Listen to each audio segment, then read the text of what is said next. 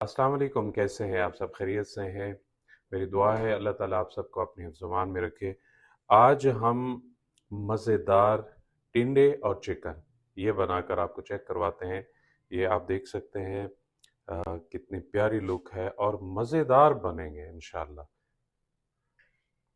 ये तकरीबन हमारे पास जो है ना 1 केजी 1 किलो ये टिंडे हैं और ये तकरीबन आधा किलो से ज़्यादा हमारे पास चिकन है और आज हम आपको ये टिंडे बनाकर दिखाते हैं। बेहतरीन मज़ेदार ये सब्ज़ी बनेगी इंशाअल्लाह, तो आपने वीडियो पूरी देखनी है।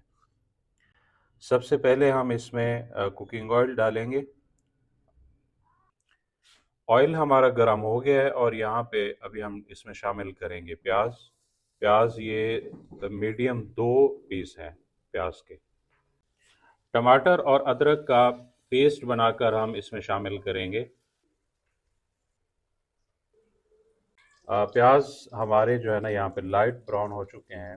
अच्छा, ये ब्राउन हम इसलिए नहीं कर रहे क्योंकि हमने इसकी ग्रेवी नहीं रखनी और ग्रेवी के लिए जो है ना वो ब्राउन करने पड़ते हैं प्याज। अब हम इसमें ऐड कर रहे हैं अदरक लहसुन और टमाटर का पेस्ट।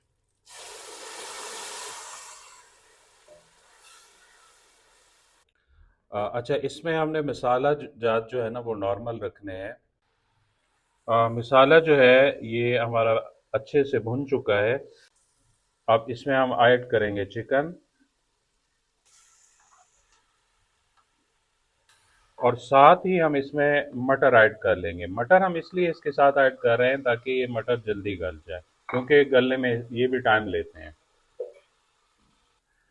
मसाला जो है ना ये चिकन में जज्ब हो चुका है। अच्छा जी, ये देखें चिकन हमारा जो है ना वो तकरीबन 70% गल चुका है और मटर भी बिल्कुल गल चुके हैं। अब हम इसमें ऐड करेंगे टिंडे। टिंडे हमने शामिल कर लिए हैं। अब इनको हमने भूनना है थोड़ी देर।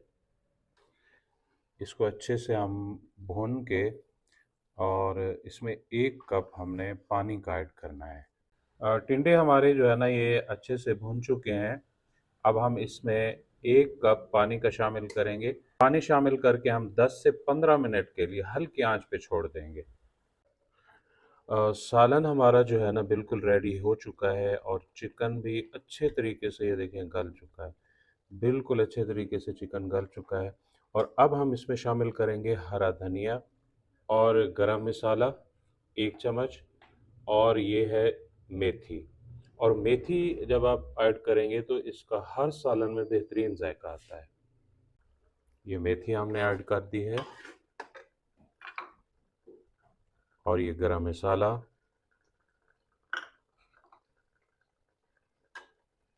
और ये धनिया।